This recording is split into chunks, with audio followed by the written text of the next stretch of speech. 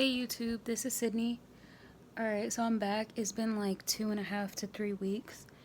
And my hair is looking a little bit better.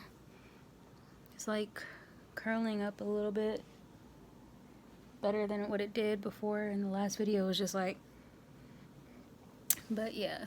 So this is the update. Things I can say is that my hair feels a lot healthier. It's shinier, and I don't get dandruff anymore like I used to get really bad, like dry scalp, so like peel off and it'd be like all this like every time I straighten my hair. So yeah, what I've been doing is I've been putting like oils on my scalp and massaging it. I've been deep conditioning once a week with either protein treatment or those little packs that I would find for hydration masks. Yeah, it's like slowly getting healthier.